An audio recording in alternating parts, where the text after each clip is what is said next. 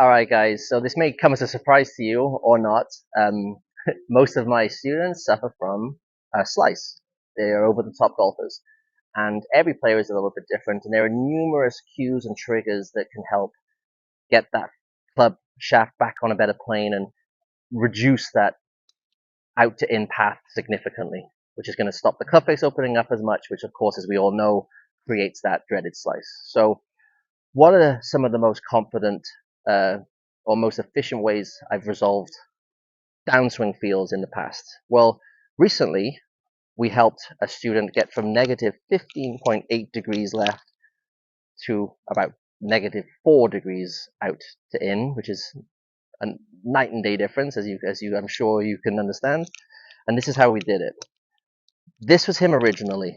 Okay, Cub would travel back to backswing on a relatively decent plane. Elbow was a little high for my liking because that's obviously the start of the problem. And then from here, everything was a little too rigid and tight here, shoulders protracted. And what would happen was the chest would square up right away, square to open up right away. Okay, there's your out to in. So to combat that, I encouraged him to not worry so much about rotation. Now, rotation is a word that I use a lot, golf instructors use a lot, announcers on TV use a lot. So I understand rotation is important. The trouble is, in my opinion, that it's utilized far too much, and also in the very, very worst places. TrackMan's GC quads, they don't measure what's really going on up here. They measure what's going on down there. So that indicates to me that rotation happens an awful lot later. So this is the pre-swing. This is the swing I had to work with. Elbow a little high, chest rotating, over the top. Yuck. Not fun at all. The solution for him particular, now I understand this isn't going to work with everybody, nor should you prescribe it to everybody, but I wanted the player to feel like at the top of the backswing, they had a lot more distance at the top in their backswing. They were stretched a lot more. Their arm was a lot more relaxed here. Then I wanted them to feel that their right shoulder, right hip, as it should be, is behind the left hip and left shoulder. Now, if we can feel like the club just falls down here, okay? Just weightless. It just falls, but keeps the same structure, okay? The wrists aren't flipping. I'm just lowering, okay? So it's just falling out of the sky. I'm not pulling. It's just falling. As it falls and it gets to about waist high, then we turn.